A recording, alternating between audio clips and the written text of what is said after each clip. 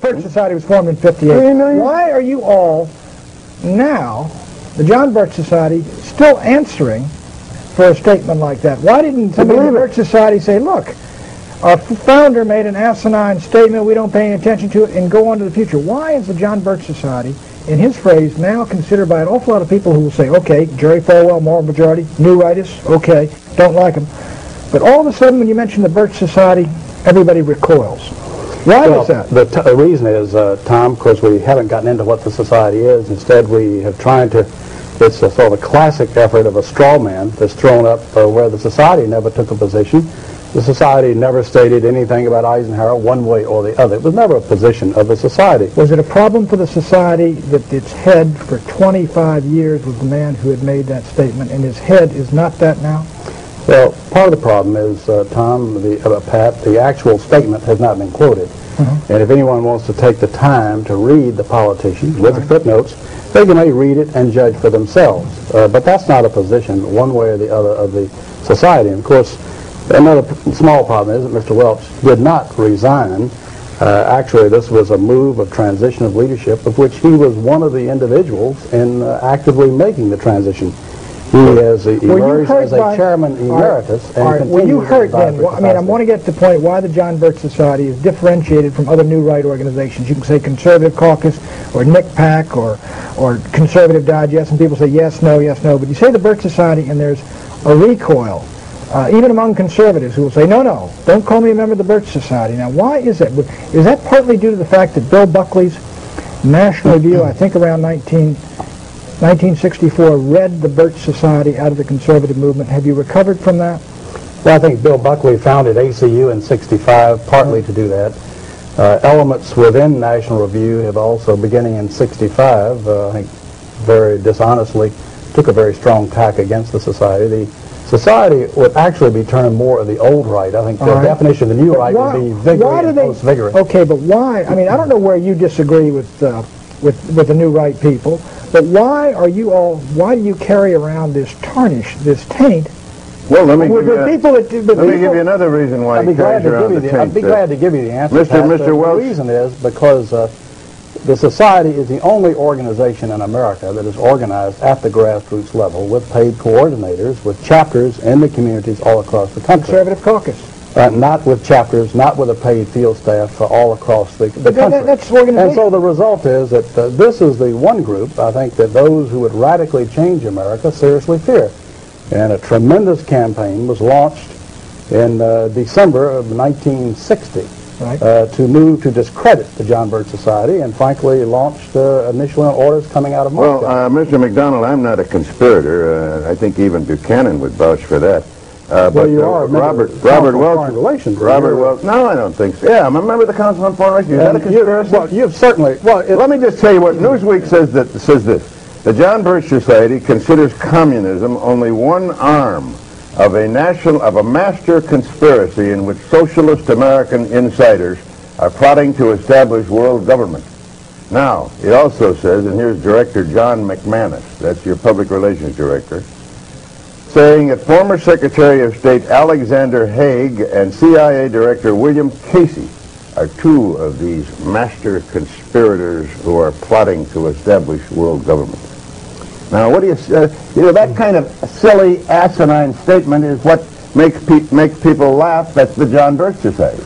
Well, Tom, I'm sure being a long-standing member of the Rockefeller apparatus and as a member of the Council on Foreign Relations of long-standing, you're fully aware that there is an elitist core in this country that has seen value in subsidizing communism, of protecting communism. It has?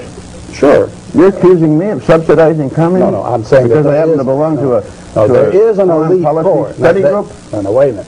There is an elite core in this country that has dominated American society. Well, I'm not one of them. The Trilateral Commission. The Trilateral Commission, Council on Foreign Relations. State Department, I suppose. Well, let's face it, they've dominated the State Department for 40 years, and pretty much openly. All right, but what are they trying to do? Well, their objective is to try to bring about a gradual transition in our society, a dissolving of sovereignty, and a moving steadily to the left on the political spectrum. Well, who are they?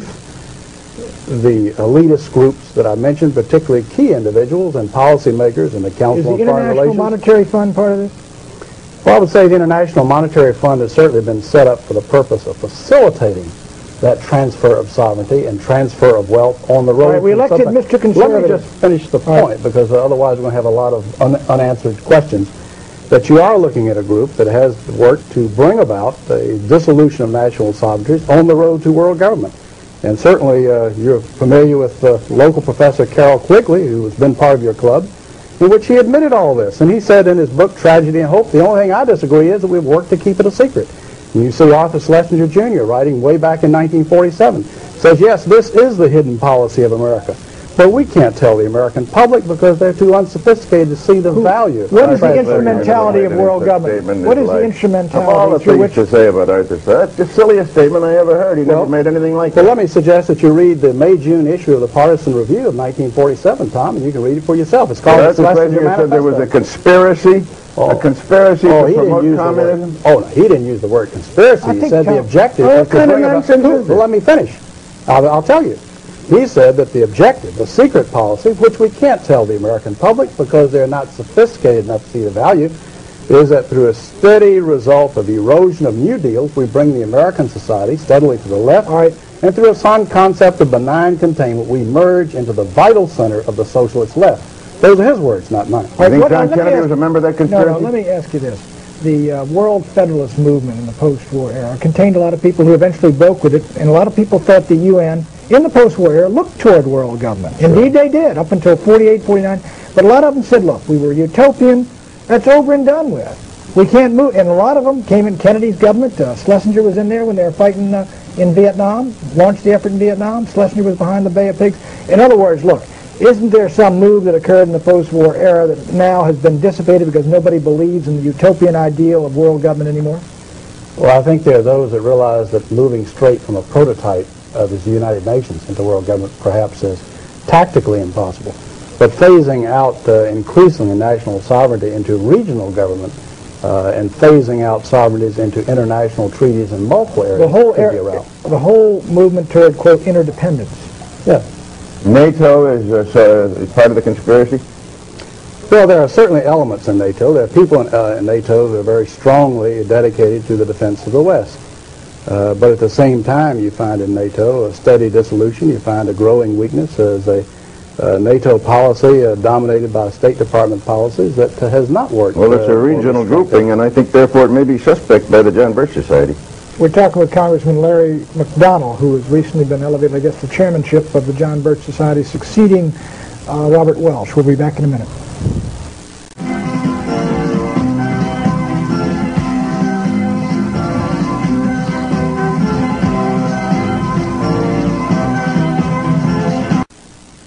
Welcome back to Crossfire. Our guest is the new chairman, recently named chairman of the John Birch Society, Congressman Larry McDonald, a Democrat from Georgia. Mr. McDonald, your predecessor believed that the PTA was too left-wing and that the John Birch Society at one time tried to infiltrate it, or so he said. He used the word infiltrate. Is that part of your program now? Well, I think when the PTA comes out in its program for the test ban treaty, and when the PTA comes out for gun control, it comes out for obviously national legislative programs that have been linked with liberaldom, having nothing to do with education of our children. I think many people are wondering what in the world is the PTA doing, and that includes members of the John Birch Society. Well, I wonder about you. I wonder about you. I looked you up. You're the biggest joiner that I've ever seen in the world. You belong, as I counted them, to 67 organizations, among which are the National Rifle Association, the American Pistol and Revolver Association, the Committee for the Right to Keep and Bear Arms, the Second Amendment Foundation, and the Citizens Committee for the Right to Keep and Bear Arms. Well, Tom, I think there's a real drive in this country to try to destroy the realization of our citizens that they have a fundamental constitutional right to keep and bear arms as the Constitution allows.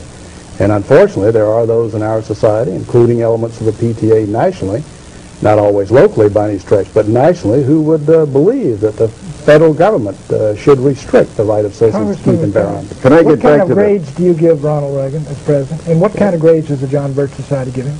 Well, I would say in his speeches, Pat, you'd have to give him close to an A, B plus to an A. But in his performance, what's somewhere... most disappointing?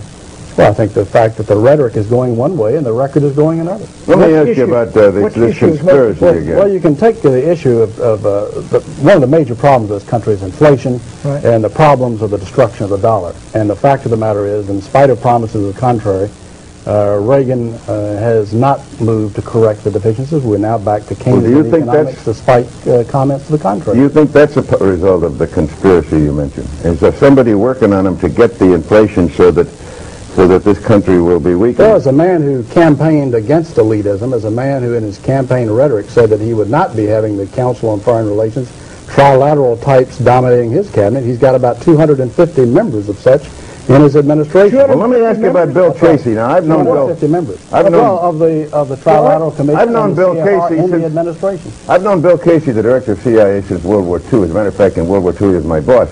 Now, you're a public relations director. The John Birch Society says that Bill Casey is a part of this conspiracy that's trying to bring about world government. Before he became CIA, one of his big jobs was aiding in the transfer of technology and goods and so forth to the Soviet Union, helping the Kama River Project, the Export-Import Bank, helping to finance these things. Is the Export-Import Bank part of the conspiracy? I think the whole drive, the fact that the American people have been tapped steadily, especially since World War II, to finance their enemies and to have the massive technology transfer to those who were doing it. You know that from the Braden Doctrine in the agency, which you're very familiar with. And the feeling that we must somehow subsidize the, quote, non-communist left. That's among our so-called allies. Braden was and in country after country, that turned out to be the communists, the crypto-communists masquerading as that's Mr. Mitterrand, who has taken the strongest position against the Russians of any Western European Well, nation. he was about to lose everything at the polls, and he had to show some sign. It's very difficult to say exactly how far that will be. Congressman McDonald, he's been using the term conspiracy. No, I didn't use it. For heaven's sakes, Pat. The John Birch Society used it. I don't want to go through the tapes. Well, it is. Don't blame it on me. He used it. You've used it 45 times. That's right. They say this is a conspiracy. Right. I want to know what the conspiracy is. I'm trying to find out who's in it and what agencies of government in it, because I want to fight it along with you. You look like... Great, Tom. Let me tell you, Tom. You tell me, how can I join the John Birch Society? Well, gosh, Tom, you got no problem at all. All you need to do is write a letter to the John Birch Society, Belmont, Massachusetts, 02178, and tell them that you would like to purchase for $2 a copy of the Blue Book. Tom, you read it, and I think if you're a dedicated American, you will agree with every word. Then you get in touch with me, and we may even sign you up. Yeah, but it says here in one of your publications, not just anyone can be a Bircher. Now, how can I be a Bircher? Anyone. Now, if you don't believe in the Constitution and limited government and free enterprise and biblical values of morality, I believe in all those, but I don't believe there's a conspiracy. He'd make a lousy candidate. Tom, you know, as a matter of fact, a member of the conspiracy, he's a member of the press. Let me ask you, Mr. Braden's used for the 47th time the term conspiracy. Now, let me ask you seriously. When you use people like Casey, who's on the Council on Foreign Relations, David Rockefeller's Trilateral Commission, what do you mean, or do you mean, is that your term, the term conspiracy? Well, there are many different levels of the problem. But yes, the term has been used, the term of conspiracy. When you have a group of people... they're actively collaborating, and at the other end of that point of collaboration are communists, and on this end of the point of collaboration is Bill Casey and trilateralists and CFR. Al Haig. You have people who are part of the elitist structure of this country that have dominated this country openly for 40 years. I know, but they're not... Is that a conspiracy? Now, wait a minute. If people quietly working together for evil objectives, two or more, that by definition is a conspiracy. You have, by their own admission, you look at The Tragedy and Hope by Professor Carroll Quigley. He's a member of this elitist group. He says, sure, we've been working this. Sure, we've been collaborating with communism. Yes, we're working for a global accommodation. Yes, we're working for world government.